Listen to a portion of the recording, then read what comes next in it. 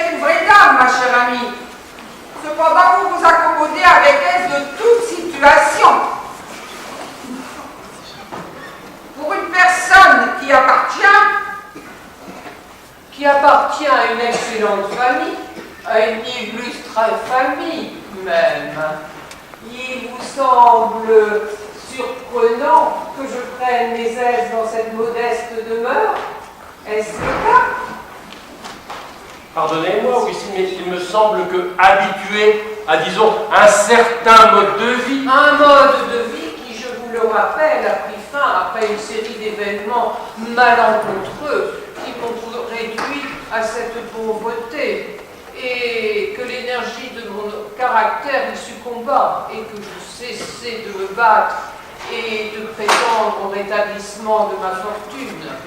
Ce n'est que grâce à la civilité, à la courtoisie, oui, à la courtoisie de mes créanciers, que je suis restée avec un petit reliquat de mon patrimoine sur la rente de quoi je trouve moyen, par une économie rigoureuse, de vivre et de ne plus me préoccuper des superfluités. Et sans vous, sans votre bonté, sans votre offre de partager avec vous cette maison, louée et meublée par vos soins pour votre séjour à Paris, je dormirai peut-être sous un pont et une porte cochère.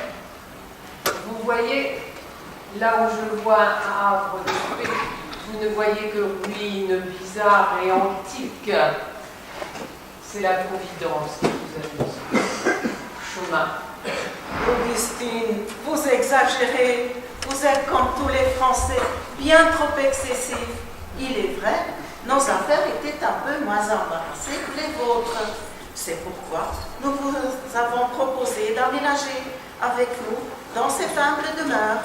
Et je vous fais remarquer que le hasard a d'avoir avec notre rencontre, que nous devons surtout à notre amour d'aimer. Mon seul luxe. Vous souvenez-vous de notre première rencontre dans cet obscur cabinet de lecture de la rue Montmartre? Nous étions tous à la recherche d'un même livre fort rare et fort remarquable. Cette coïncidence nous rapprocha et nous nous vîmes de plus en plus.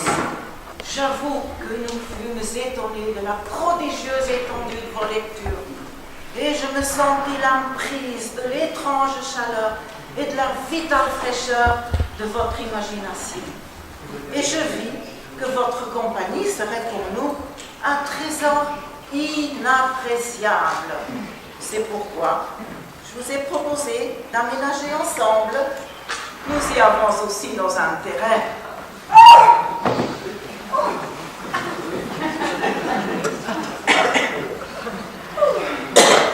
Mais avouez que si la routine de notre vie en ce lieu était connue du monde, nous passerions pour des fous.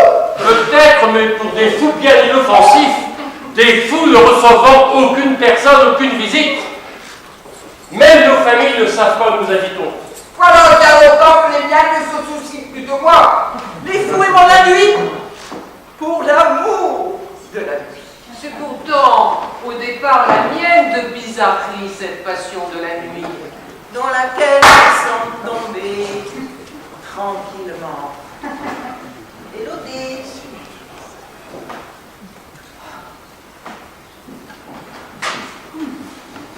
Cette passion de la nuit, chère Augustine, n'est pas que fantaisie. Avez-vous remarqué que ce n'est qu'à travers les lumières désordonnées et les lumières désordonnées de Paris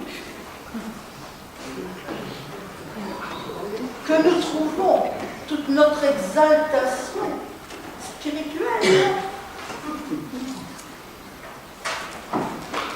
Chez vous, je n'ai pu m'empêcher de la remarquer.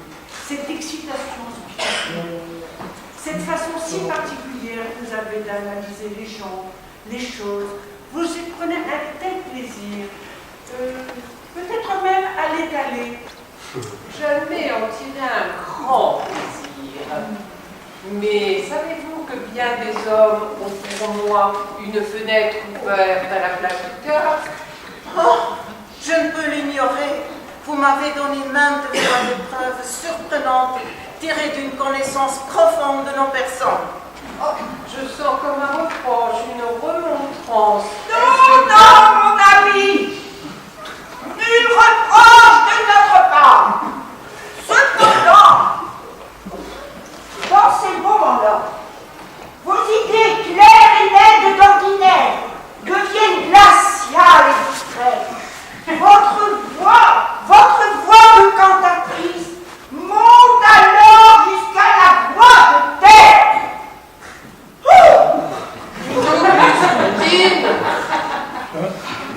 Une Augustine créatrice, celle à la voix de cantatrice, une Augustine analyste, une singulière française à l'intelligence surexcitée. Malade peut-être, c'est peut-être vrai. Mais un exemple donnera une meilleure idée de votre don. Une nuit, nous flânions dans une rue longue et calme, avoisinant le palais royal. Nous étions plongés, chacun dans nos propres pensées, en apparence du moins. quand tout à coup, sans le moindre préambule, vous avez lâché Chantilly, mais oui. Non, cet homme est trop petit en vérité. Il serait mieux dans un théâtre de variété plutôt que dans une tragédie. Cela ne fait l'ombre d'aucun doute, j'en ai pensé. Et sans remarquer d'abord, tant j'étais absorbé, la singulière façon dont vous avez adapté votre parole à ma propre pensée. Vous aviez lu dans mes pensées. Je vous avoue sans embâche que j'en suis encore stupéfait. Comment avez-vous su que je pensais à Chantilly, ce savetier de la rue Saint-Denis, qui avait la rage du théâtre et qui avait abordé le rôle de Xerxès dans la tragédie de Térémillon, avec des prétentions dérisoires dont tout le monde se faisait des gorges chaudes. Et vous avez pénétré dans mon âme pour entendre mes pensées. Dites-moi, Augustine, quelle est la méthode que vous avez employée pour parvenir à ce résultat? Confessez la méthode. Oh, les fameuses facultés d'esprit. Eh oui, ces facultés dont nous apprécions les résultats et qui sont, pour celui qui les possède, à un degré extraordinaire, une source de jouissance des plus vives. Voyez-vous, l'homme fort se réjouit dans son aptitude physique et se complaît dans des exercices qui mettent en jeu ses muscles à l'action. Et de même, l'analyste prend sa gloire dans cette activité spirituelle. Il trouve même du plaisir dans des activités un peu triviales et qui mettent ses talents en jeu. Il raffole des rébus, des énigmes, des hiéroglyphes.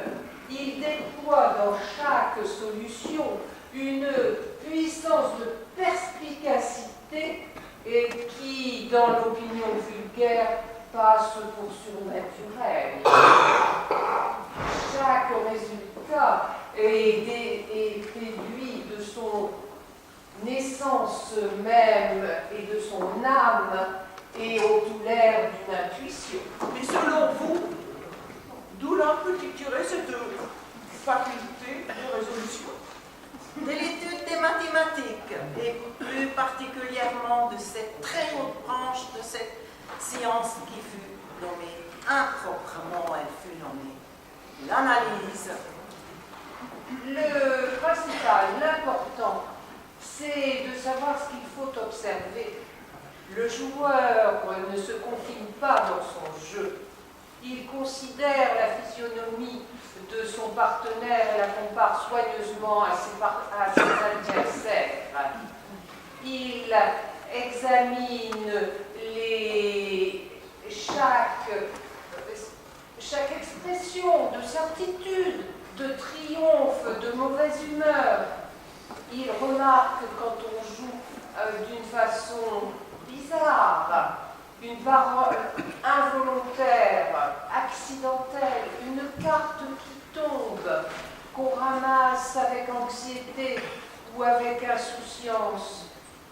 La façon, il compte les levées, la façon dont on les range sur la table, la trépidation, l'hésitation, tout est symptôme, tout est diagnostic, tout vient de cette perception. Comment ai-je deviné les pensées de notre ami César? J'ai pas tout saisi. Va falloir me réexpliquer, mais tout doucement, ma chère amie.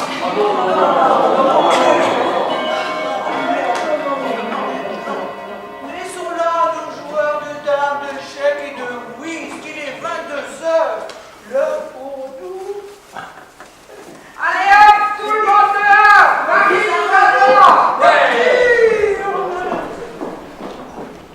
Élodie, nos manteaux,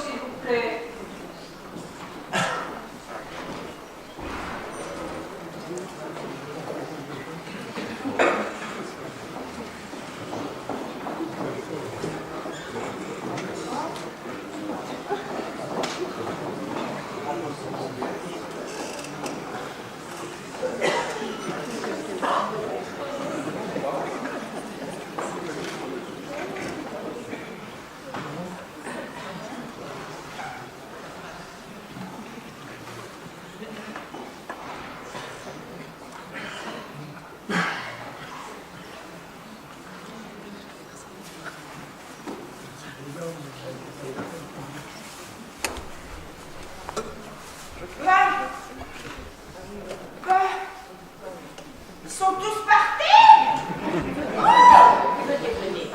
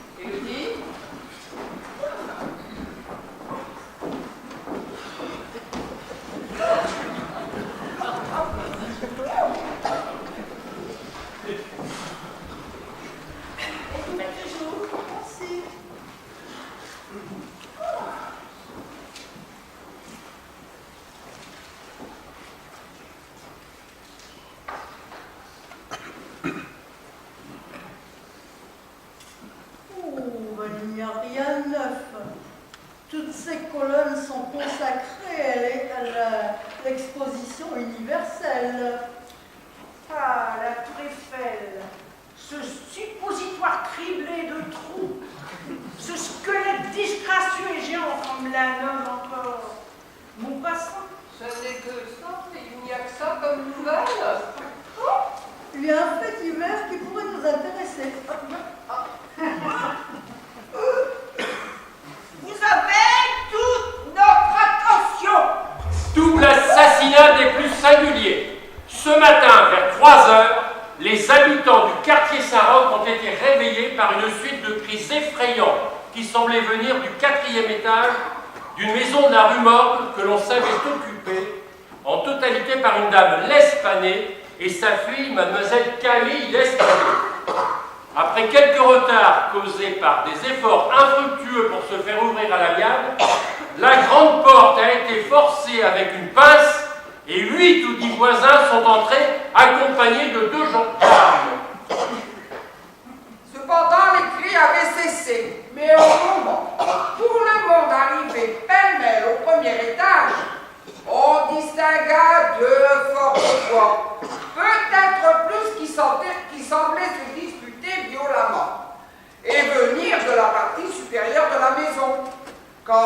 arriva au second palier, ces cris avaient également cessé, et tout était parfaitement tranquille.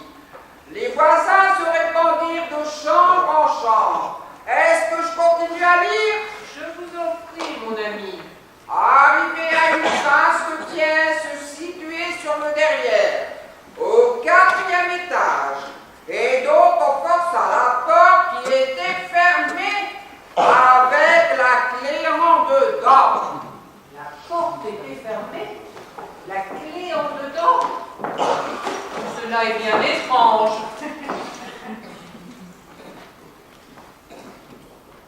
Ils se trouvèrent en face d'un spectacle qui frappa tous les assistants d'une terreur non moins grande que leur étonnement. La chambre était dans le plus étrange désordre. Les meubles brisés, éparpillés dans tous les sens. Il n'y avait qu'un lit. Les matelas en avaient été arrachés et jetés au milieu du parquet. Sur une chaise, on trouva un rasoir mouillé de sang. Dans l'âtre, 3 longues et grandes mèches de cheveux gris qui semblaient avoir été arrachées avec leurs racines.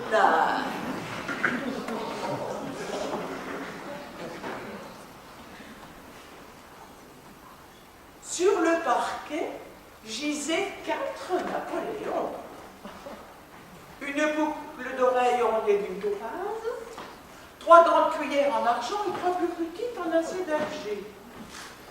Un petit coffret en fer fut trouvé sous la literie, et non pas sous le grenier. Il était ouvert avec la clé de la serrure. Il ne contenait que quelques vieilles lettres et d'autres papiers sans importance. De toute évidence, ce n'est pas un crime crapuleux. L'argenterie et l'or n'intéressaient pas notre meurtrier. On ne trouva aucune trace de Madame Luspalu, mais on remarqua une quantité extraordinaire de suie dans le foyer. On fit une recherche dans la cheminée, et chose horrible à dire, on attira le corps de la demoiselle la tête en bas. Il avait été introduit de force et poussé par l'étroite ouverture jusqu'à une distance assez considérable. Quelle bestialité! Le corps était tout chaud. En l'examinant, on découvrit de nombreuses excoriations, occasionnées sans doute par la violence avec laquelle il y avait été fourré et qu'il avait fallu employer pour le dégager. La figure portait quelques fortes égratignures et la gorge était stigmatisée par des meurtrissures noires et des traces d'angles profondes, comme si la mort avait eu lieu par strangulation. Et le corps de la mère, dit-on si on l'a retrouvé? Après un examen minutieux de chaque partie de la maison, qui n'amena aucune découverte nouvelle, les voisins s'introduisirent dans une petite cour pavée, située sur le derrière du bâtiment. Là gisait le cadavre de la vieille dame, avec la gorge si parfaitement coupée que quand on essaya de le relever, la tête se détacha du tronc. Le corps, aussi bien que la tête, était terriblement mutilé. Et celui-ci, à ce point qu'il gardait à peine allure humaine.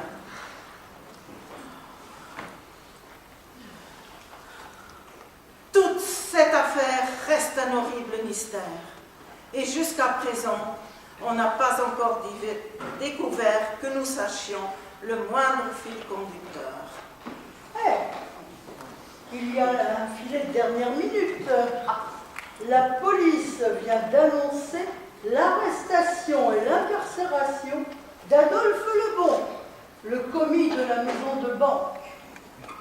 Bien que rien dans les faits déjà connus ne parut suffisant pour l'incriminer. déjà connu, rien ne parut l'incriminer. Voilà un homme qui rentre chez ses victimes, les agresse avec une brutalité sans égale et repart sans l'or et l'argenterie. Plus de démence. Je connais Adolphe Lebon. Il m'a aidé lors de mes ennuis financiers et je peux vous assurer qu'il n'a rien d'indément. Mais si ce n'est pas le bon, c'est qui? Il me semble qu'un démon se serait acharné sur ses victimes d'une façon certes violente mais désordonnée. Et pourquoi aurait-il introduit le corps de mademoiselle L'Espanais dans la cheminée? Cela n'a aucun sens. S'il s'agit d'un démon, difficile de comprendre ses actes. Oh, dément pas, cela n'explique pas comment il est entré dans la pièce et comment il en est ressorti. Attendez, attendez, je vais vous aider. Il me semble que vous avez un peu forcé sur la boisson. Venez de vous coucher.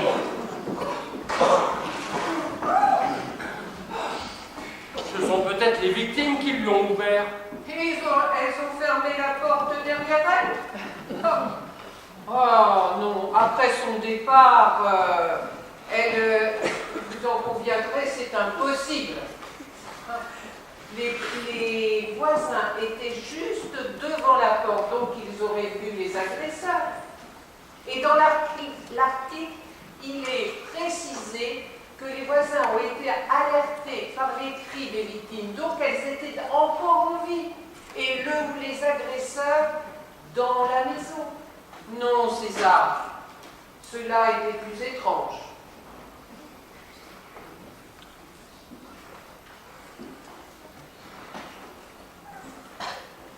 Dans le cercle de sa spécialité, que voulez-vous dire? Non, je vous ai... Allez-y, Joséphine. Laissons faire la police parisienne, qui est, ma foi, fort habile en son métier.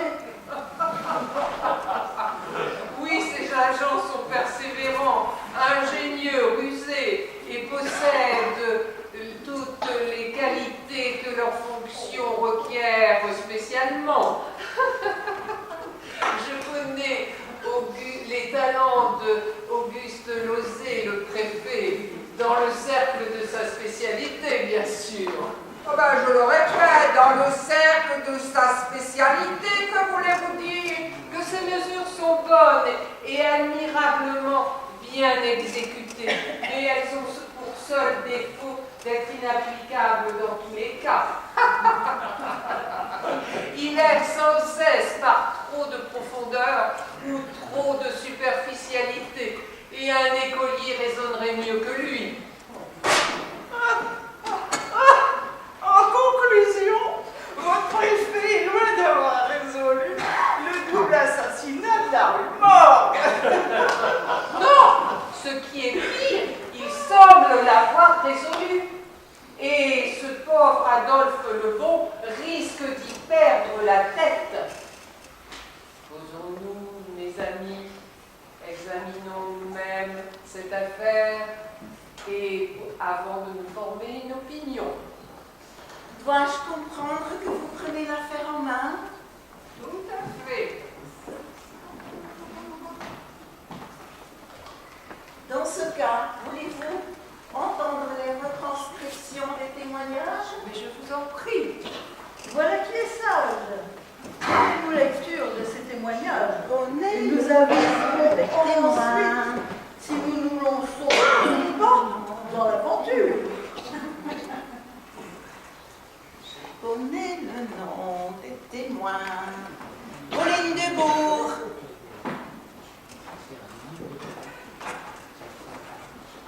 Marie Moreau. Jean Muset. Henriette Duval. Simon Odenheimer. Jules Vigneault. Lebon, Jane Bird, Roberta Garcia, Alberto Montani.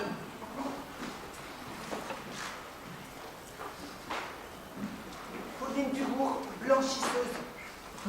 Je connaissais les victimes, Mesdames L'Espanet et sa fille depuis 3 ans. J'ai blanchi pour elle pendant tout ce temps. Je dirais que la vieille dame et sa fille semblaient vivre en bonne intelligence, très affectueuses l'une envers l'autre. C'était, comme on dit, de bonne paix. Bien sûr, je ne suis qu'une simple blanchisseuse et je ne me permets pas de poser des questions intimes, mais je dirais qu'elle vivait sans histoire. D'ailleurs, des histoires avec qui elles en auraient eu. J'ai jamais vu personne dans cette maison qui venait rapporter ou prendre du linge, pas même un domestique. Pas de domestique, ce qui me fait dire qu'il n'y avait pas de meubles là, dans aucune partie de la maison, excepté au 4e étage, bien sûr. Ouais, c'est pour ça qu'elle n'avait pas de domestique, parce que de l'argent, elles en avaient. On dit même que Madame L'Espanet disait la bonne aventure pour vivre. Mais bon, tout ça ne sont que des ragots, des histoires, des jalousies. Marie Moreau, marchand de tabac. Alors moi, je suis née dans le quartier et j'y ai toujours demeuré. Et je connaissais les victimes depuis plus de 6 ans, depuis qu'elles habitaient dans la maison, on a retrouvé leurs cadavres.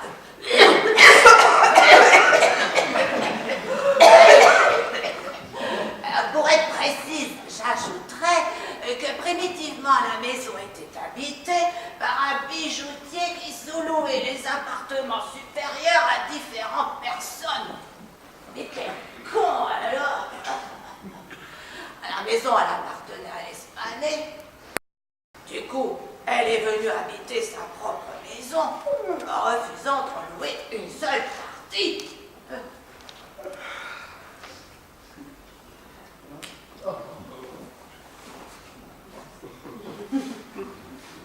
C'est moi qui fournissais Madame L'Espanet en tabac. Du bon tabac. Alors, que dire d'elle? Bon, la bonne dame, elle était en enfance. Ouais. Et sa fille, bon, j'ai dû la voir 5 ou 6 fois dans l'intervalle de ces 6 années. Elles menaient toutes les deux une vie très retirée. Elle est volée. Les volets de face s'ouvraient rarement. Et ceux de derrière étaient toujours fermés, excepté aux fenêtres de 4e étage. À la maison, c'était une assez bonne maison, ouais, pas trop vieille. Qu'est-ce que vous me dites? La ressource? Alors là, oui, ça a intrigué pour sûr. Dans le quartier, elle passait pour avoir de quoi. Et il y en a même qui disent que Madame L'Espanet racontait la bonne aventure. Voyez-vous ça? Moi, je n'ai vu personne franchir la porte, excepté la vieille dame et sa fille, un commissionnaire 1 ou 2 fois, et un médecin 8 à 10. Et je pense pas qu'elles avaient de la famille vivante, non. Alors, à qui elle aurait raconté la bonne aventure? Je vous le demande.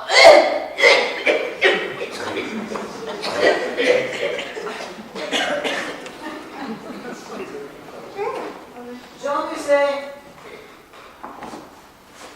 Jean Musset. Il n'y a pas un petit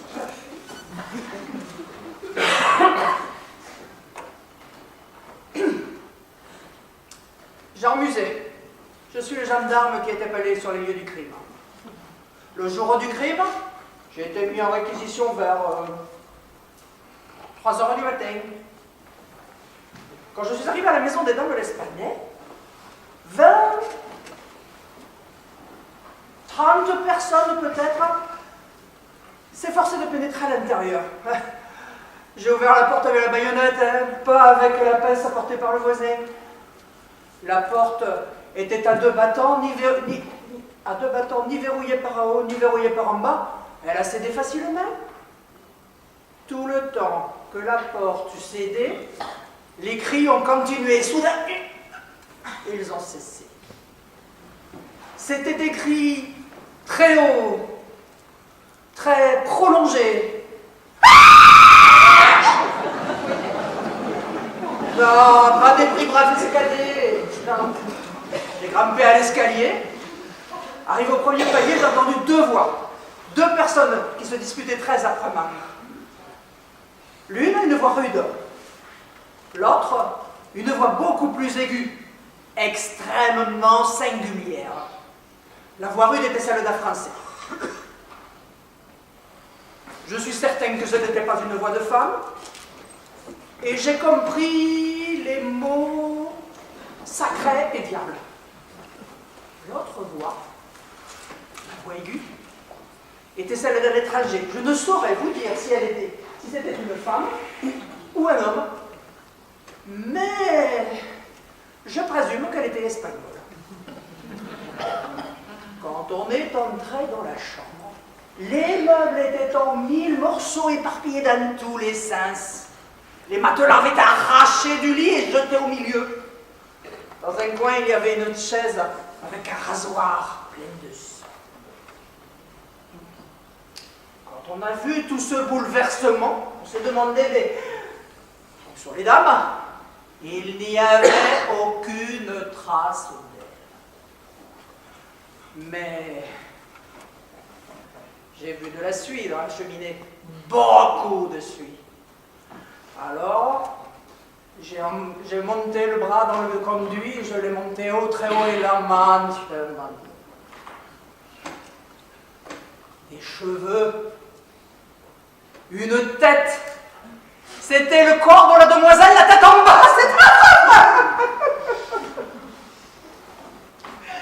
Jamais je n'ai vu quelque chose d'aussi horrible. Je l'ai retiré du conduit. Imaginez la force qu'il a fallu pour l'introduire dans ce petit conduit, même s'il est vrai que la demoiselle n'était pas bien épaissée. Le corps était encore tout chaud. Preuve qu'elle avait été estourbie peu de temps auparavant.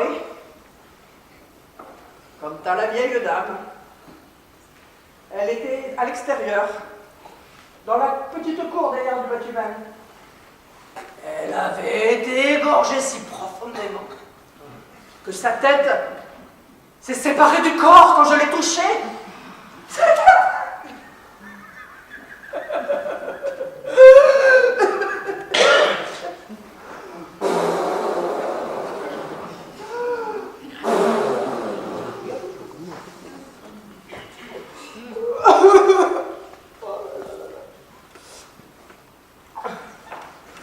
Ah oui, j'oubliais. Les espèces, les objets de valeur, tout était là. Rien n'avait été volé. 4000 francs en or, 4 écus, une boucle d'oreille de valeur, l'argenterie, tout était là. Alors je vous le demande, si ce n'était pas pour voler, pourquoi a-t-on tué les dames? Je vous le demande.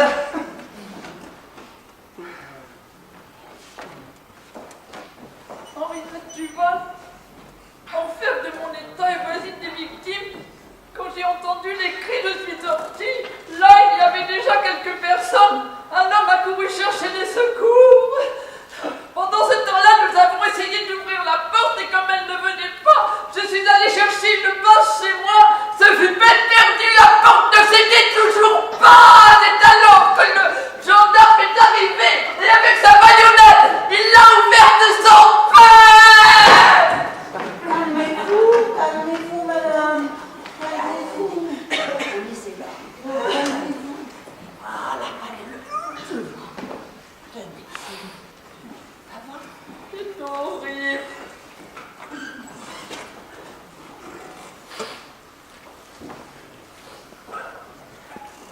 Je faisais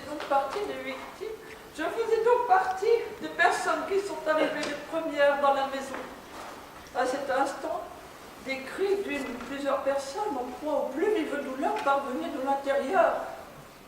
Des cris atroces, comme si les victimes avaient subi les plus terribles tortures. Il y avait, je pense, avec les victimes, 2 personnes. Un homme, c'est sûr, un Français, même si je n'ai pas réussi à comprendre ce qu'il disait. Quant à l'autre personne, la voix était très pointue. Une voix de femme peut-être, une voix d'Italien, même si je n'ai pas réussi à comprendre ce qu'il disait. Voilà, 2 étrangers, 2 hommes, dont un étranger à la voix pointue. Un Italien, je pense même, si je ne suis pas familiarisée avec la voix italienne, mais je suis convaincue, d'après l'accent, que c'était une voix d'Italien.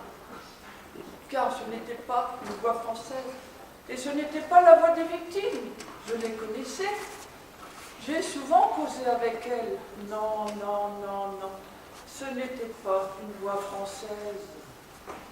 Quant à l'autre, une voix de femme peut-être. Simone Odenheimer. Je suis hollandaise et serveuse de mon métier. Moi aussi, je passais devant la maison au moment des cris. Ils ont duré quelques minutes, 10 minutes peut-être.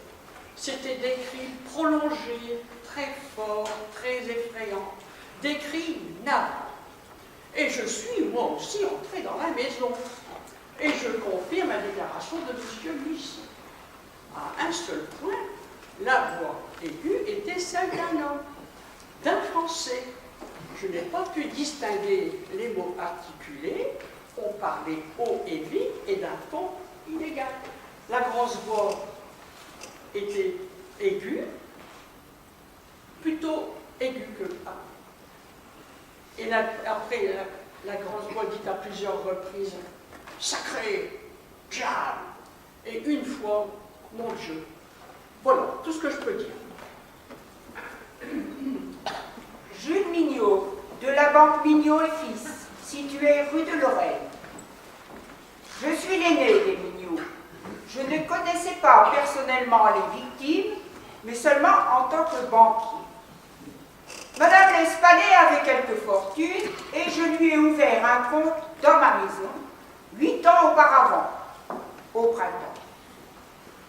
Elle venait souvent déposer de petites sommes d'argent, mais je ne lui ai jamais rien délivré, jusqu'au 3e jour avant sa mort, où elle m'a demandé une somme de 4 000 francs. Cette somme lui a été délivrée en or, et j'ai chargé un commis de la lui porter chez elle. C'est tout ce que je peux dire. Adolphe Lebon, c'est moi qui ai accompagné Mme Espagné à son domicile, avec 4 000 francs dans 2 sacs. Je l'ai accompagnée sur sa demeure. Quand une porte s'est ouverte, Mme Espagné est apparue, elle lui prit des mains un sac, et l'autre, madame, la vieille dame, prenait en charge. Je les ai salués et je suis parti. Il n'y avait personne en ce moment. C'est une rue bonne, très solitaire. J'importe. Je suis couturière et je suis anglaise installée à Paris depuis 2 ans. Cette nuit-là, je suis une des premières entrées dans la maison. J'ai entendu des bruits.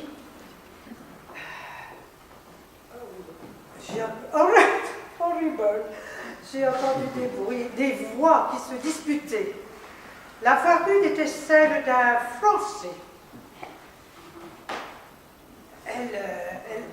J'ai entendu plusieurs mots, mais je ne me les rappelle plus. Par contre, j'ai cependant entendu distinctement « Sacré mon Dieu !» Et pendant ce temps, des personnes qui se battent et qui se disputent et qui... Oh là là là là, des objets que l'on brise. J'ai entendu une voix aiguë et elle était très forte, plus forte que la voix rude. Et C'était peut-être, mais ce n'était pas une voix d'anglais, peut-être une voix d'allemand, et peut-être aussi de femme. Mais je suis sûre que ce n'était pas un allemand, parce que, enfin je ne sais pas, mais je ne connais pas l'allemand.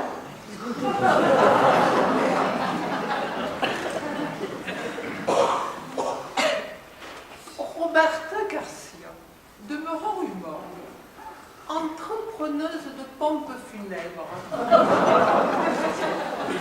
espagnole de naissance. Cette nuit-là, c'est moi qui ai prévenu les gendarmes. Je suis rentrée avec eux dans la maison. Mais je ne suis pas montée. Pas par peur, mais parce que je ai les nerfs délicates. Et vous devez comprendre que je redoute les conséquences d'une trop grande agitation nerveuse. Cependant, j'ai entendu des bruits de voix qui se disputaient. La grosse voix était sans doute française. Mais je ne pouvais comprendre ce qu'elle disait.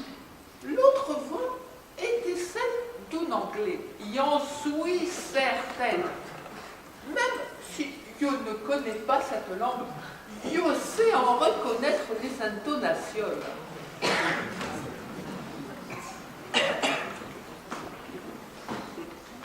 Alberto Montagni, confiseur italien. Je suis aussi des premiers à être montés et entendu, comme eux, les voix en question. La voix rock était celle d'un Français. J'ai entendu quelques mots. Oh, l'individu qui parlait faisait des remontrances, certainement aux victimes. En revanche, il n'est pas distingué ce que disait la voix, et elle parlait vite et par saccades. Pour moi, c'était la voix d'un Russe, bien que je n'ai jamais rencontré de Russe.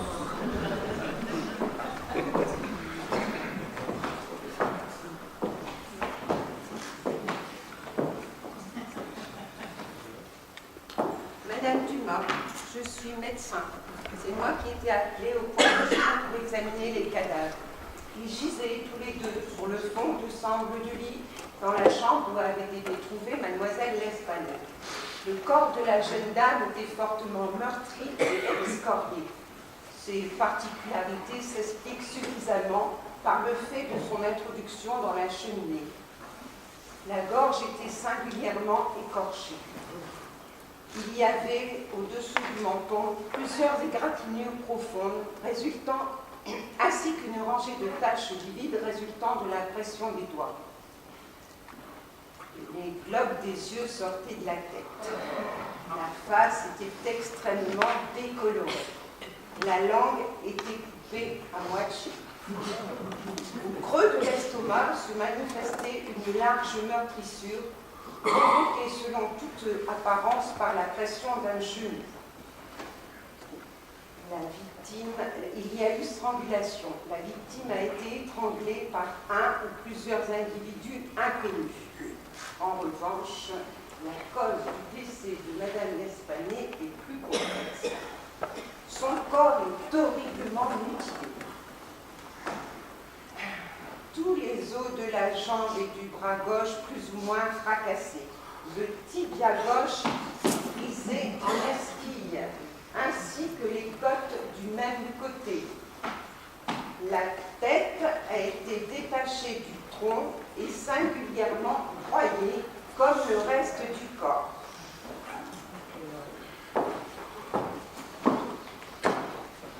La gorge, évidemment, a été tranchée. Avec un instrument très affilé, très probablement un rasoir. Eh bien, mes amis, jamais assassinat si embrouillé, si mystérieux n'a été commis à Paris, si toutefois il y a eu assassinat. Et pourtant, je vous rappelle qu'un homme a été arrêté, même si nous ne savons pas s'il est à l'origine de cet assassinat. Il ne l'est pas, mon ami. La police, si vantée pour sa pénétration, est rusée.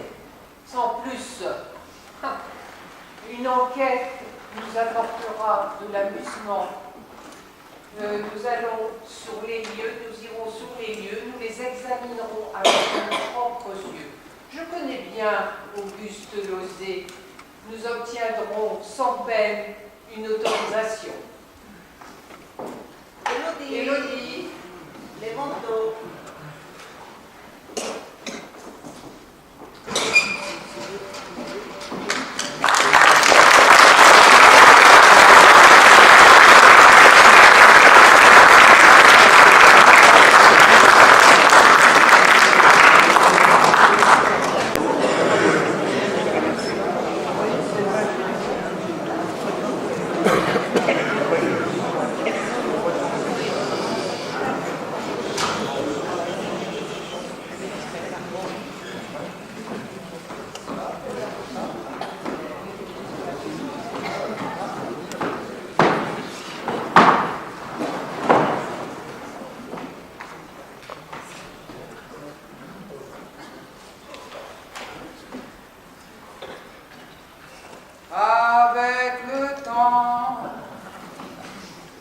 Avec le temps va, tout s'en va.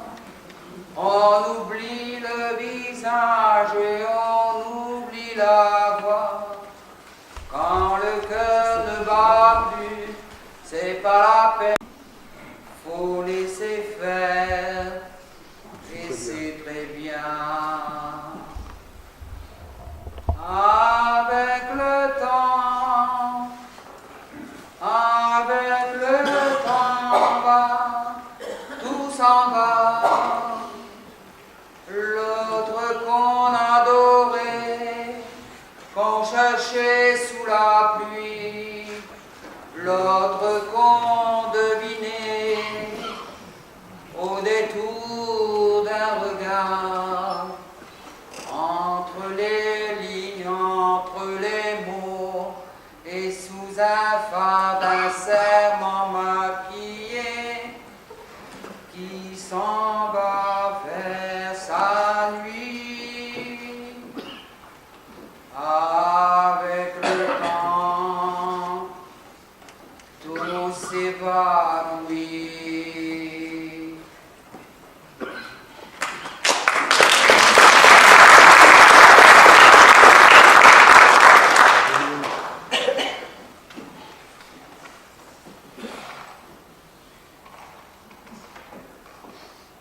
Hier, dans la maison du crime, avez-vous remarqué quelque chose de particulier?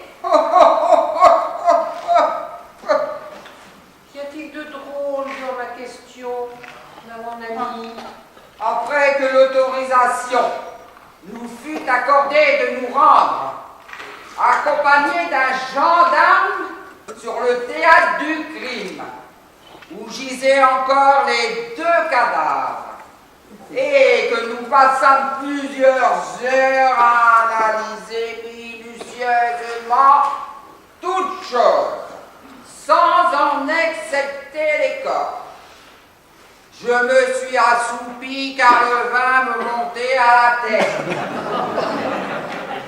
Toutefois, je vous ai tous vus papoter, mais rien n'est parvenu à mes oreilles.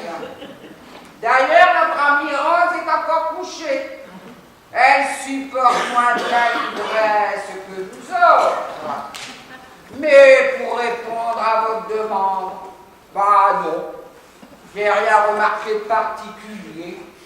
Rien d'autre que ce que nous avons tous lu dans le journal.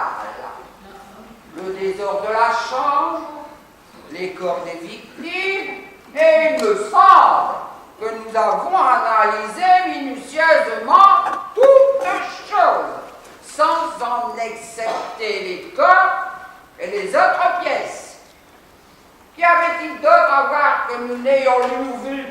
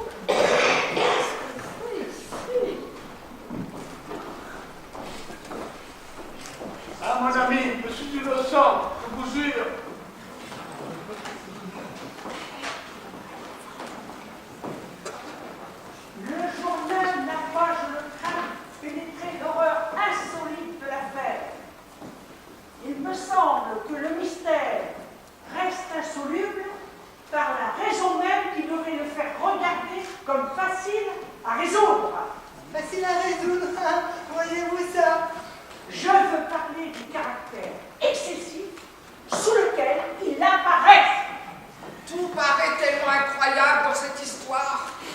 Les gens de police sont confondus par l'absence d'indices flagrants. Ils sont embarrassés par l'impossibilité de concilier les voix qui se disputaient, par le fait qu'on n'a trouvé que Mademoiselle l'Espagnol assassinée quand la foule a monté l'escalier. Et qu'il n'existait aucun moyen pour sortir sans être vu des gens qui montaient l'escalier. Ah bah oui, mais l'étrange désordre de la chambre, l'effrayante mutilation du corps de la vieille dame, ont suffi pour paralyser l'action des hommes du ministère et pour dérouter complètement leur perspicacité pourtant si vanitée.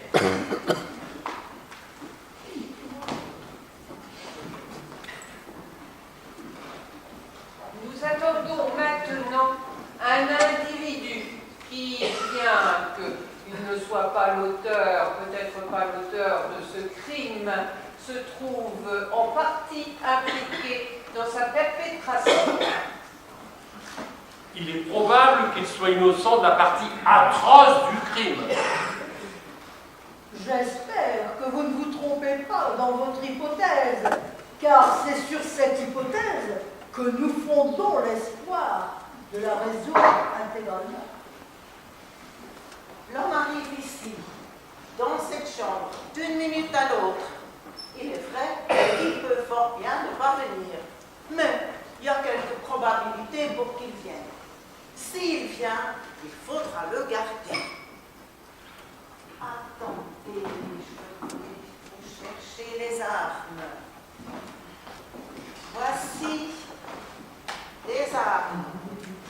Et chacun sait comment s'en servir si l'occasion l'exige.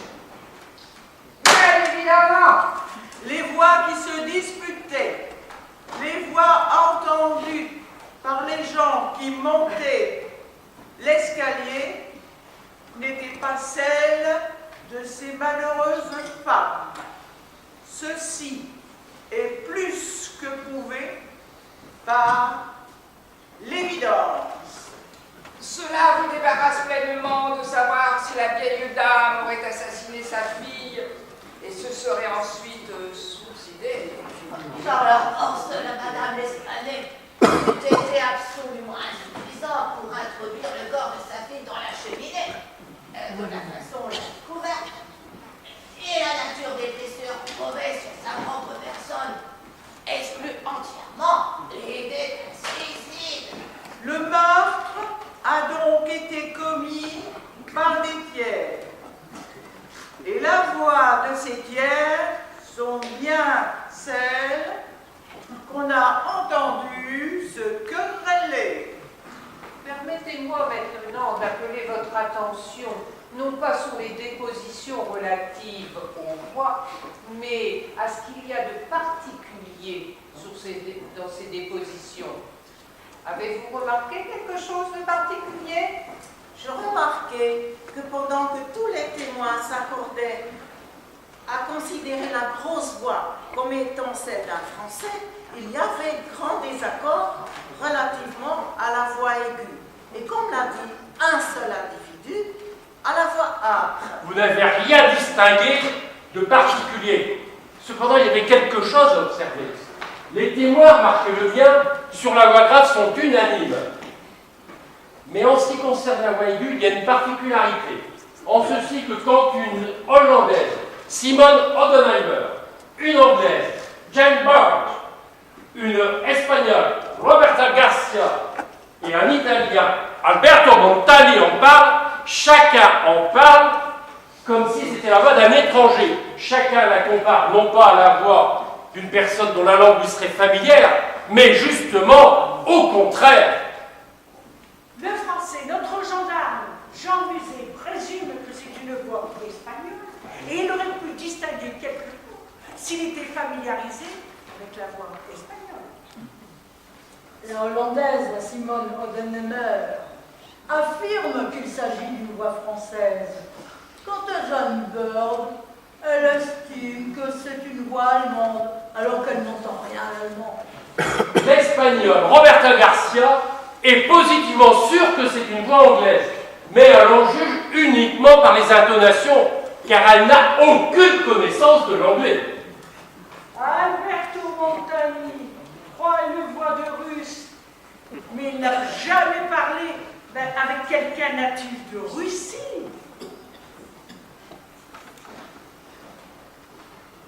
Une autre française, Henriette Duval, diffère du premier. Et elle est certaine que c'était une voix d'italien. Mais ne connaissant pas l'italien, elle fait comme l'espagnol Roberta Garcia, elle tire sa certitude de l'intonation. Dans l'intonation, une voix dont l'intonation est inconnue à des citoyens de 5 grandes nations et qui n'ont rien pu reconnaître, qui leur fut familier. C'était peut-être la voix d'un Africain ou d'un Asiatique. Pourtant, les Africains et les Asiatiques n'abondent pas à Paris. J'attire votre attention sur 3 points. Un témoin dépeint la voix plutôt âpre qu'aiguë. 2 autres en parlent comme d'une voix brève et saccadée. Enfin, ces témoins n'ont distingué aucune parole, aucun son qui ressemblait à des paroles. Exact. Eh bien, je n'hésite pas à affirmer qu'on peut tirer de cette partie des déductions légitimes, de cette partie des dépositions relatives aux voix, la grosse voix et la voix aiguë. Mais maintenant, transportons-nous en imagination dans cette chambre. Quel est le premier objet de notre recherche? Les moyens d'évasion des meurtriers. Nous pouvons affirmer, n'est-ce pas, que nous ne croyons ni l'une ni l'autre aux événements surnaturels. Certainement, mesdames Espagnet n'ont pas été assassinés par des esprits.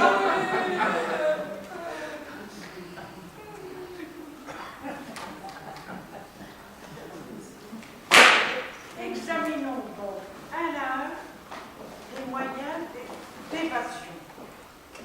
Il n'y a aucune issue secrète. Les 2 portes des 2 chambres qui conduisent au corridor étaient solidement fermées et les clés en dedans. Et les cheminées, celle-ci, d'une ouverture ordinaire, un passage suffisant à un grand champ. S'il est impossible de fuir par les portes ni les cheminées, il ne reste donc plus que les fenêtres. La police a sondé la maçonnerie, a levé les parquets, a ouvert un plafond. Aucune issue secrète n'a pu échapper à sa perspicacité. Mais je ne me suis pas fiée à ses yeux. J'ai examiné avec les miens.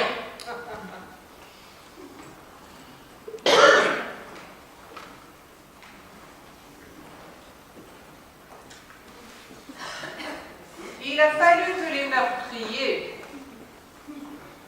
s'échappassent par les fenêtres de la chambre de derrière.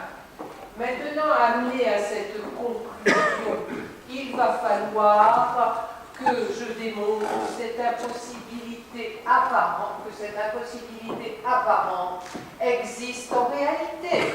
Cette impossibilité apparente n'existe pas en réalité. Mais qu'est-ce que vous me chantez là? Ah, mais je vais vous expliquer et je vais vous le prouver. L'une des fenêtres n'est pas obstruée par l'ameublement et est restée libre. L'autre est obstruée par le chevet du lit qui est fort massif et tout contre. Donc, Et elle est assujettie solidement. Et tous les efforts de ceux qui ont voulu la lever n'ont pas réussi. Il fallait donc qu'il y ait quelque chose de spécial. Et j'ai remarqué qu'il y avait eu un trou qui avait été fait par une vrille, un gros trou dans lequel était enfoncé un clou presque jusqu'à la tête.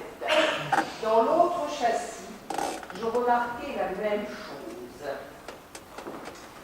Donc, et mes efforts sont restés vains pour l'ouvrir. Vous me suivez? Oui. La police était dès lors pleinement convaincue qu'aucune fuite n'avait pu s'effectuer par ce chemin. Il fut donc considéré comme superflu de retirer les clous et d'ouvrir les fenêtres. Et les meurtriers se sont bien évadés par l'une de ces fenêtres. Mais tout à fait. Mais il fallait avoir l'œil exercé. Et je remarquais donc qu'il y avait un ressort caché qui était minutieusement derrière. Et vous ne l'avez pas remarqué, n'est-ce pas? Non. Et ce petit ressort était identique dans l'autre fenêtre. Les clous étaient semblables, les ressorts étaient semblables, et fixés de la même manière. Oh, vous voilà fort embarrassé. Si vous pensez ça, c'est que vous vous êtes mépris sur la nature de mes inductions. J'examinais de plus près les clous. Il fallait qu'il y ait eu quelque chose de différent. Je remarquais une fracture ancienne, vu la rouille qui la recouvrait. J'appuyais sur le ressort, je levais la croisée, et le clou vint avec elle. Je rebaissais la croisée, et le clou reprit sa place et avait l'allure d'un clou complet. Oh bah ça alors! Et il débrouillait. L'assassin enfui par la fenêtre qui touchait au lit. Qu'elle soit retombée d'elle-même ou qu'elle fût retenue, fermée par une porte, elle était retenue par le clou. Et la police a attribué cette résistance au ressort. Donc, toute enquête superflue a été jugée superflue. La question maintenant est le mode de descente. Sur ce point, à 5 pieds et demi de la fenêtre en question, court une chaîne de paratonnerres. De cette chaîne de paratonnerres, il eût été impossible à quiconque de pouvoir atteindre la fenêtre et à plus forte raison d'y entrer. Toutefois, je connais bien ce genre d'immeuble. Les volets ont une particularité que les menuisiers parisiens appelaient firade. Genre de volet fort peu usité aujourd'hui, mais que l'on trouve encore dans les maisons anciennes, à Bordeaux, à Lyon. Ils sont faits comme des volets ordinaires, à l'exception que la partie inférieure est façonnée à jour et tressée, ce qui donne aux mains une excellente prise. Dans le cas en question, ces volets sont larges de 3 bons pieds et demi. Quand nous les avons examinés du derrière de la maison, ils étaient tous les deux ouverts à moitié. C'est-à-dire qu'ils faisaient angle droit avec le mur. Il est présumable que la police a examiné comme nous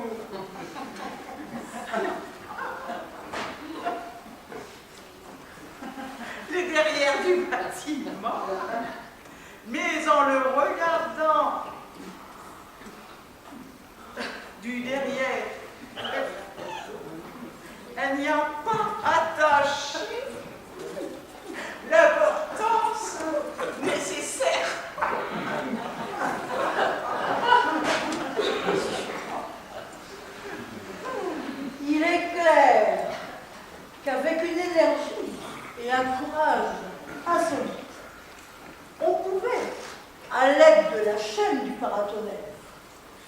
s'introduire dans la chambre par la fenêtre. Arrivé à cette distance de 2 pieds et demi, le voleur pouvait trouver dans le treillage une prise solide. Il put dès lors, en lâchant la chaîne, en assurant bien ses pieds contre le mur, en s'élançant vivement, retomber dans la chambre et attirer violemment le volet avec lui, de manière à le refermer. À supposer toutefois la fenêtre ouverte à ce moment-là. Tout ceci se tient, mais avouons-le, il faut être doté d'une énergie très peu commune pour réussir dans une entreprise aussi difficile, aussi hasardeuse. Je vous l'accorde. Mais notre but est de vous apporter la démonstration de l'agilité nécessaire pour l'accomplir. Une agilité extrêmement énorme, surnaturelle. Retournons maintenant à l'intérieur de la chambre. Examinons toutes les particularités. Les tiroirs, la commode bouton, ont été mis au pillage et cependant, aucun article de toilette n'a été dérobé. Si, lors, c'est une conclusion hasardeuse, c'est une simple conjecture, une conjecture passablement niaise, rien de plus. Mais comment pouvez-vous savoir que les articles trouvés dans les tiroirs représentent tout ce que les tiroirs contenaient? Ah bah, mesdames l'Espagnol sortaient rarement, voyaient peu de monde, menaient une vie excessivement retirée. Elles avaient donc peu l'occasion de changer de toilette.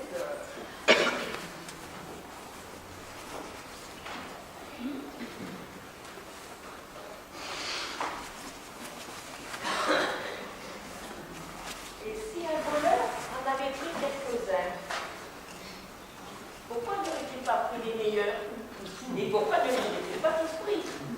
Bref, pourquoi aurait-il abandonné les 4000 francs en or pour s'empêtrer d'un paquet de lin? L'or a été abandonné. La presque totalité de la somme a été retrouvée sur le parquet dans des sacs. Je tiens donc à écarter de votre pensée toute idée saugrenue d'un intérêt. Intérêt qui, dans le cerveau de la police, a engendré cette pensée par les dépositions faites par les témoins. Donc, si l'assassin n'a pas pris l'or, il nous faut le supposer comme quelqu'un de fort indécis. Et d'assez idiot pour oublier à la fois son or et le mobile qui l'a fait agir. Alors, mettez bien dans votre esprit les points importants que nous venons d'éclaircir. Cette voix particulière, cette agilité prodigieuse et cette absence frappante d'intérêt dans ce meurtre aussi atroce que celui-ci. Oh, quelle incroyable histoire! C'est bon pour moi, ça. Toi, tu restes là. Maintenant, examinons la boucherie en elle-même. Voilà une femme étranglée par la force des mains et introduite dans la cheminée à ses tendons. Les assassins ordinaires n'emploient pas de pareils procédés pour tuer. Vous admettrez qu'il y a quelque chose d'excessif et de bizarre, quelque chose d'absolument inconciliable avec ce que nous connaissons en général des actions humaines. Et si maintenant vous avez bien réfléchi au désordre bizarre de la chambre, vous êtes allé assez en avant pour arriver à une conclusion sur son agilité prodigieuse et sur une voix dont l'accent est inconnu à l'oreille de 5 d'hommes de 5 nations différentes. Alors, qu'en ressort-il? Un fou aura commis ce meurtre. Quelques maniaques furieux échappés dans une maison un asile de voisinage.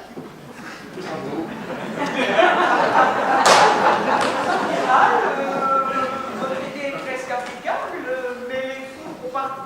Mais les voix des fous, même dans leur plus sauvage paroxysme, ne se sont jamais accordées avec les voix entendues. Il est raisonnable que la police a examiné comme elle est examinée. Et en outre, le cheveu d'un fou ne ressemble pas à celui dont la police fait état dans son rapport. Regarde.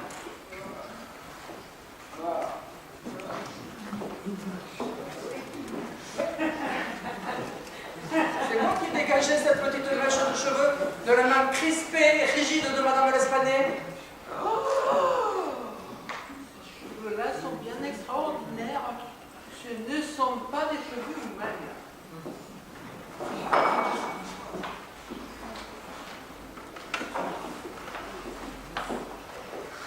Regardez, ceci est un facsimilé des meurtrissures noirâtres et des traces profondes laissées sur le cou de Mademoiselle l'Espagnole et que Madame Dumas appelle une série de taches blanchâtres laissées par l'impression des doigts.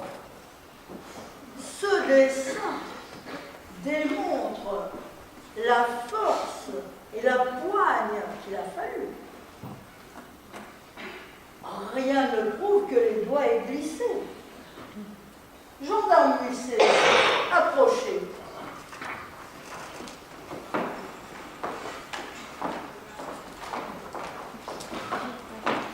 Essayez de mettre en même temps tous vos doigts dans le marc que vous voyez là.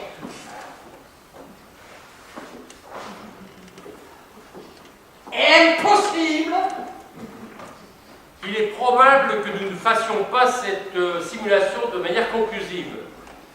Le dessin est dessiné sur une surface plane, mais la gorge humaine est cylindrique. Voilà un cylindre dont la circonférence est à peu près celle d'un cou. Refaites l'essai, Gendarme Musset, en enroulant le dessin autour du cylindre.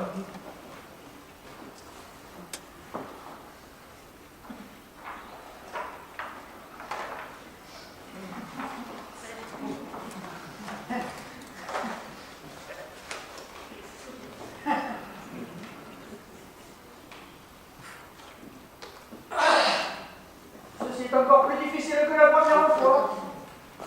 Ceci n'est pas la trace d'une main humaine. Aime-vous. Lisez ce passage de Cuvier.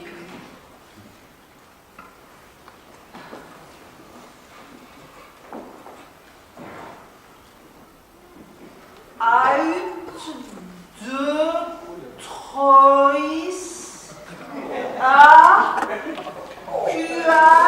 quatre, pièces. Oh, de 3 et 4 fois. Pied. Le corps couverte de grosses polses. Le corps couvert des poils. Ouais. C'est la description minutieuse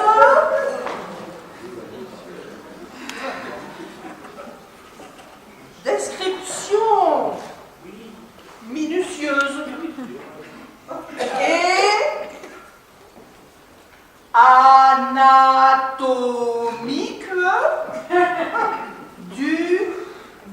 Inde, orang, aoutang, fao. Poursuivez.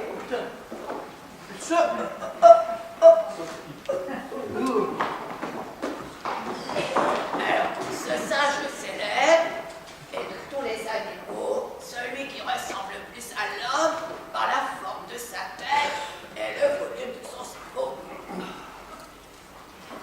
On trouve qu'il n'habite que les contrées les plus orientales, comme Malacca, le Cochinchine et surtout la grande île de Bornéo, dont on l'a fait venir par Java en Europe. Alors c'est un animal assez doux qui s'apprivoise et s'attache aisément et qui par sa conformation parvient à imiter un grand nombre de nos actions. Dont l'intelligence ne paraît pas s'élever autant qu'on le dit, ni même surpasser de beaucoup celle d'un chien.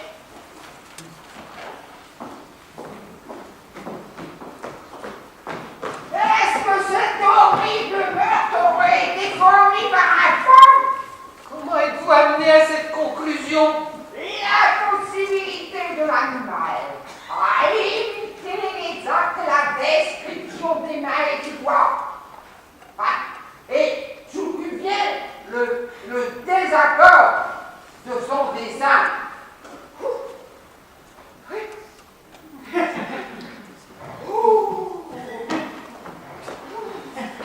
On veut voir qu'un animal, un orang-outan, aurait pu faire des dessins comme vous l'avez dessiné, là, les traces comme Coq l'a dessiné. Cette touffe de poils fauves est d'un caractère identique à celui de l'animal de Cuvier.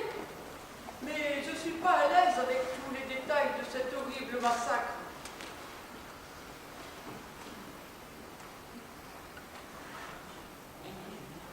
Et on a entendu deux voix se disputer.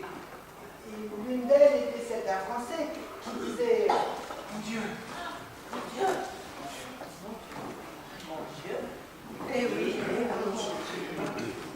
Ces mots, mon Dieu, dans les circonstances actuelles, ont été caractérisés par l'un des témoins, Alberto Montani, le confiseur, comme exprimant un reproche, une remontrance.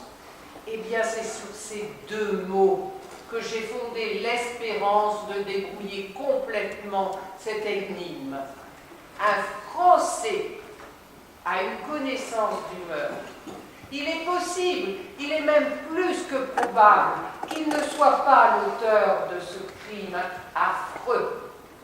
L'orang-outan a dû lui échapper. Il est possible qu'il ait essayé de le suivre et, une fois arrivé dans la chambre, il n'ait pu le maîtriser.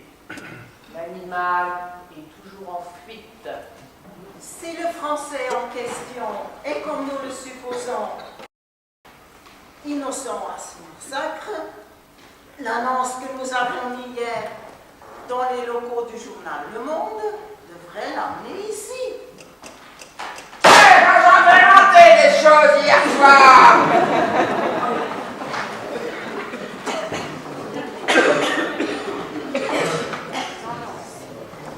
Avis.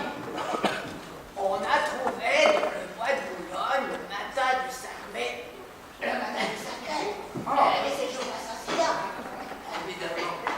Donc, le matin du 5 mai de fort bonheur, un énorme orang-outan fort de l'espèce de Bornéo.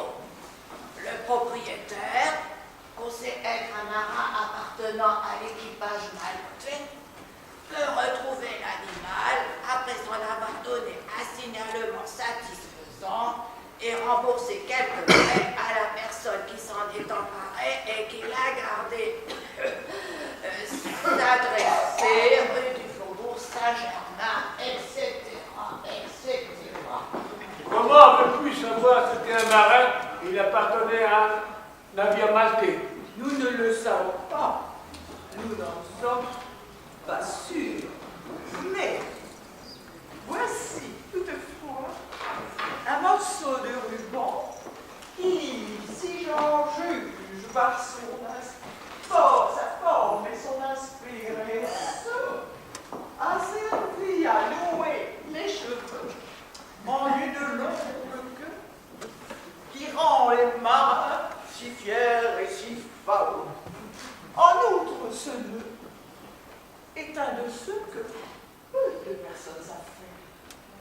excepté les marins. Et les particuliers ont maté. Nous avons ramassé le ruban au pied de la chaîne de paratonnerre. Il est impossible qu'il ait pu appartenir à l'une des deux victimes.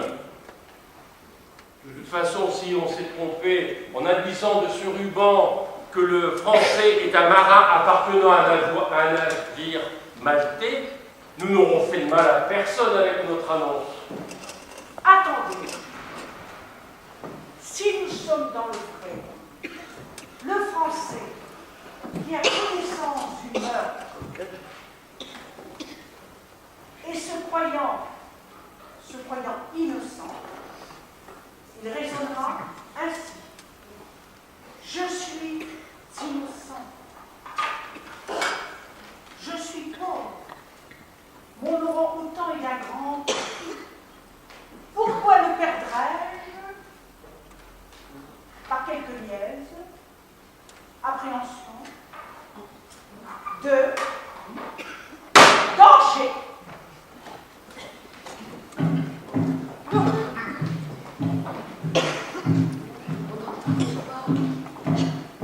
Prenez vos armes. Ne vous en servez pas.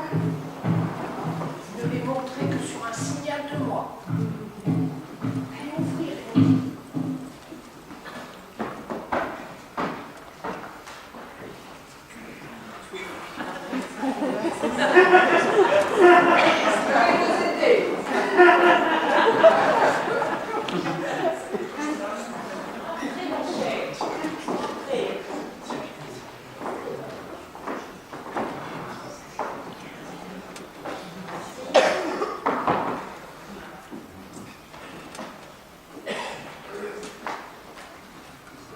Je suppose que vous venez pour votre grand temps.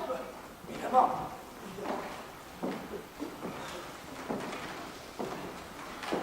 Je vous l'envie presque.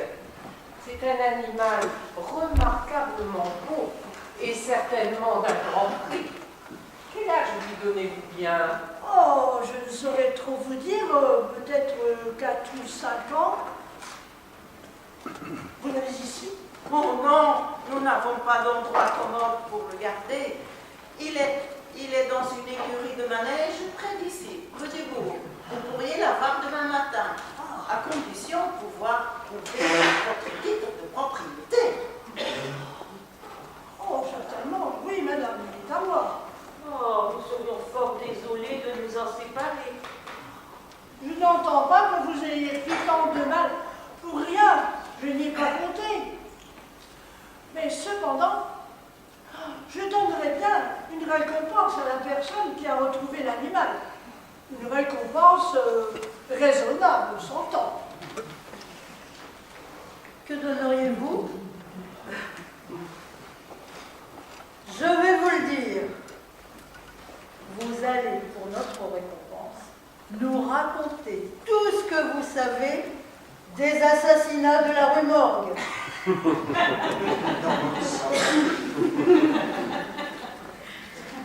Mais mon ami, vous vous affolez sans raison.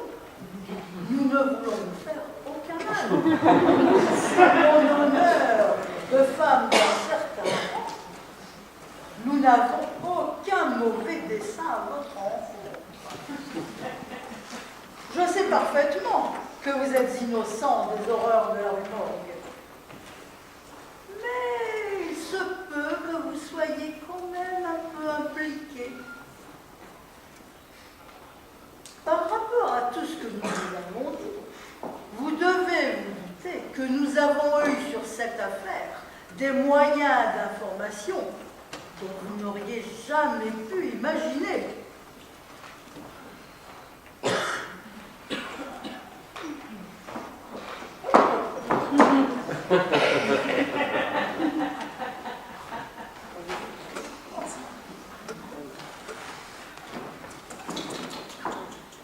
Maintenant, la chose est claire.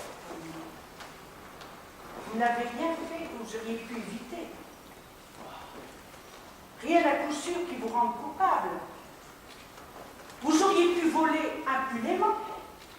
Vous n'avez même pas été coupable de vol. Vous n'avez rien à cacher. Vous n'avez aucune raison de cacher quoi que ce soit. De notre côté, vous êtes contraints par tous les principes de l'honneur à dire tout ce que vous savez. Un homme innocent est actuellement accusé du crime dont vous pouvez indiquer l'auteur. Que Dieu me soit en aide. Je vous dirai tout ce que je sais, mais je n'espère pas que vous en croyiez la moitié. Je serais vraiment un sot si je l'espérais. Cependant, je suis innocent, et je vous dirai tout ce que j'ai sur le cœur, quand bien même il m'en coûterait la vie. Allez-y, mon ami, continuez, nous vous écoutons. Au revoir, mon plat. Au revoir.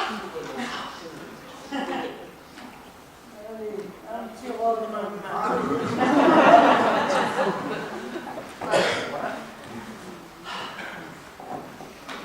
Dernièrement, j'ai fait un voyage dans l'archipel indien. Une bande de matelots, dont je faisais partie, débarqua à Bornéo et pénétra à l'intérieur pour une excursion d'amateurs. Moi et un de mes camarades avons pris l'orang-outan. Ce camarade mourut et l'animal devint ma propriété exclusive. Après bien des embarras, causés par l'indomptable férocité de l'animal pendant la traversée, je résolus à l'enfermer soigneusement dans ma propre demeure à Paris.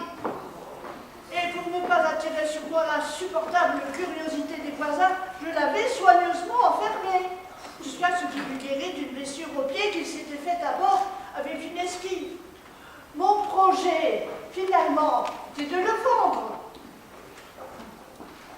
Comme je revenais un soir, enfin plutôt un matin, le matin du meurtre, d'une petite orgie de matelots, je trouvais l'animal installé dans ma chambre à coucher, un rasoir à la main et tout barbouillé de savon, il essayait de se raser, comme probablement il m'avait vu faire en me regardant par le trou de la serrure.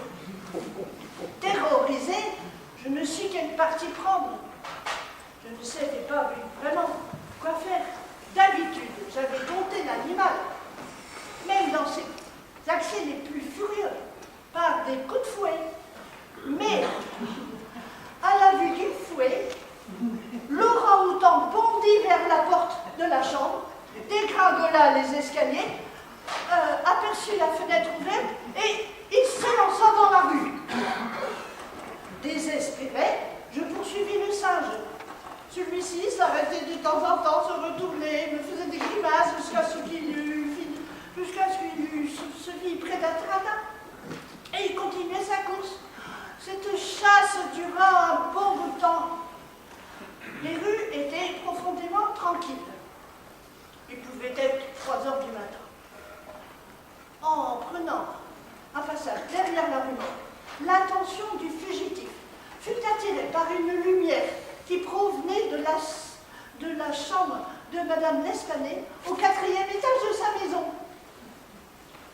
Le singe bondit vers le mur, aperçut la chaîne du paratonnerre, y grimpa avec une inconcevable agilité et saisit le mur qui était complètement rabattu sur le mur et s'appuyant dessus, il se jeta sur le chevet du lit. Qu'avez-vous fait, mon ami? J'étais à la fois inquiet et heureux aussi, parce qu'il y avait bonne espérance de ressaisir l'animal qui pouvait difficilement s'échapper de la trappe où il s'était aventuré. Mais d'un autre côté, j'avais lieu d'être inquiet de ce qu'il pouvait faire dans la maison. Il n'est pas difficile pour un marin de grimper à une telle chaîne de paratonnerre. Je suis arrivé à la hauteur de la fenêtre et me trouvais fort empêché. Tout ce que je pus faire de mieux fut de me dresser de manière à jeter un coup d'œil dans la chambre. Mais ce que je vis me fit presque lâcher prise dans l'excès de terreur. Et c'est alors que ces horribles cris qui, dans le silence de la nuit, réveillèrent les habitants de la rue Morgue. Et qu'avez-vous vu dans la chambre? Quand je regardais à l'intérieur de la chambre, le terrible l'animal avait empoigné Madame l'Espanais par les cheveux.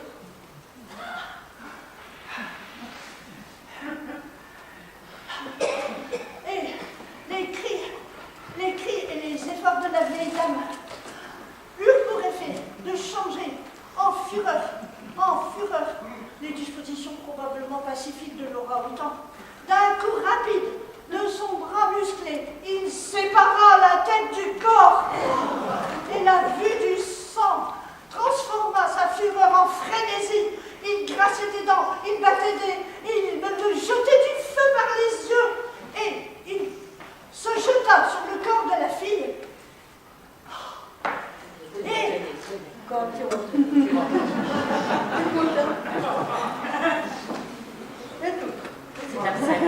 Et il se jeta sur le corps de la fille et introduit ses griffes dans sa gorge et les y laissa jusqu'à ce qu'elle fût morte. Ses yeux, égarés et sauvages, tombèrent sur le chevet du lit, où il put m'apercevoir, paralysé par l'erreur. Il ne savait plus se dire « Oh mon Dieu, mon Dieu, mon Dieu !»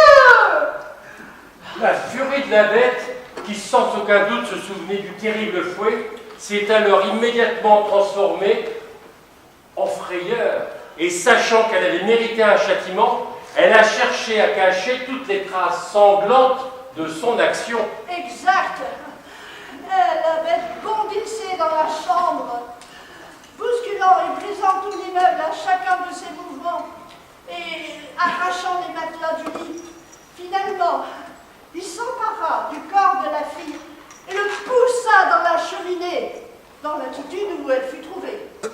Et puis celui de la femme qui tira par les cheveux et passa par la fenêtre.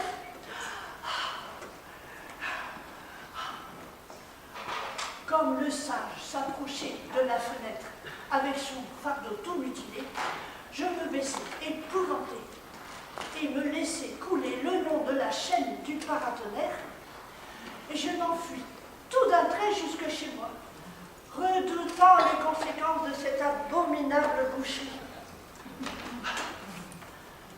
Je n'ai rien d'autre à ajouter. Nous vous remercions, mon ami. Et mon orang-outan pour le récupérer. Pour tout vous avouer, mon ami, l'annonce que nous avons mise dans le journal avait comme but de l'arrêter ici. Oh! Non, mais attendez, votre orang-outan ne pouvait être que tapis dans le jardin des plantes. Courez-y, courez-y, allez le chercher et débarrassez-nous. Mais, et la police? Je pense que la police ne va pas vous préoccuper.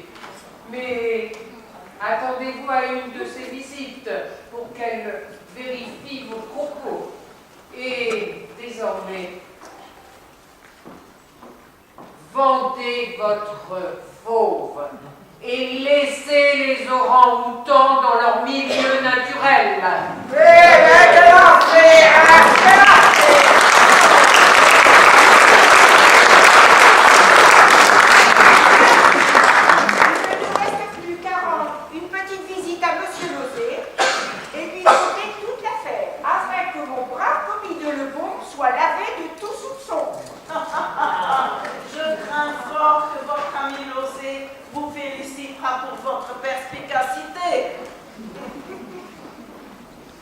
Notre préfet aura sûrement beaucoup de mal à déguiser sa mauvaise humeur en voyant l'affaire prendre cette tournure. Et se laissera aller à certains sarcasmes sur les personnes dont la manie de s'occuper de ses fonctions. Je l'entends d'ici. Nous le laisserons parler et jaser. Cela, à son aise, cela lui fera du bien. Je suis content de l'avoir battu sur son propre terrain. Il faut dire qu'il n'est pas résolu. Ce meurtre n'est ni singulier ni surprenant. Sa science n'a pas de base. Il est trop fin pour être trop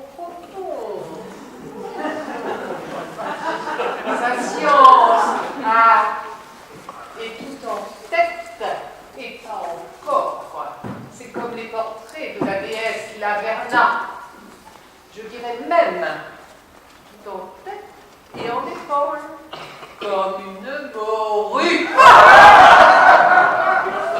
Mais c'est un brave homme, et je l'adore particulièrement pour sa manie de nier tout ce qui est et d'expliquer tout ce qui n'est pas. Mes amis, je vous félicite.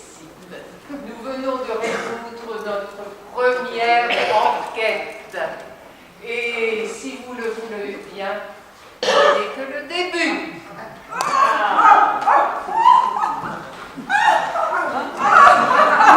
Le début de quoi?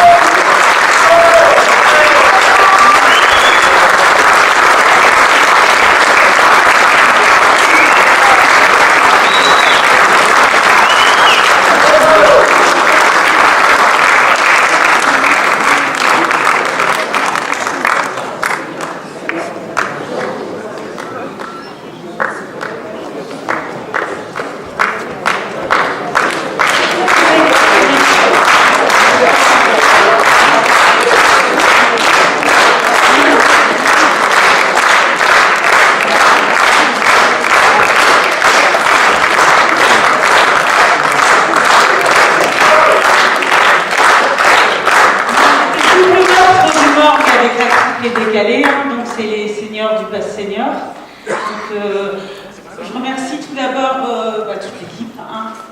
C'est un super boulot. Vous avez bien travaillé.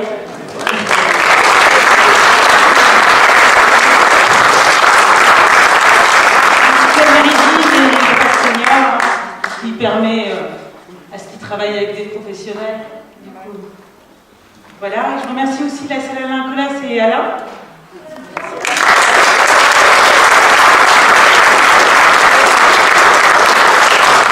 Le centre social Jacques Gard, où on a répété toute l'année.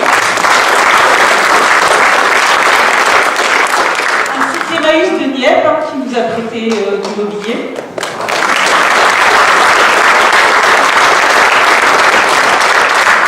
Pour vous donner un petit peu l'historique de la pièce, donc ils ont commencé à travailler avec Émilie Beaumont l'année dernière, qui était leur metteur en scène, qui a fait l'adaptation de cette nouvelle d'Edgar Allan Poe. Et donc on a commencé à travailler ensemble depuis septembre.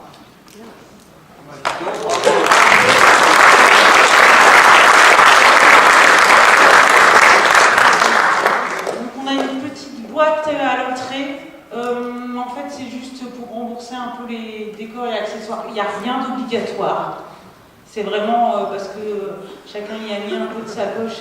Du coup voilà. C'est si vous avez envie. Voilà. Et je vous présente notre metteur en scène, Safia Merzouri.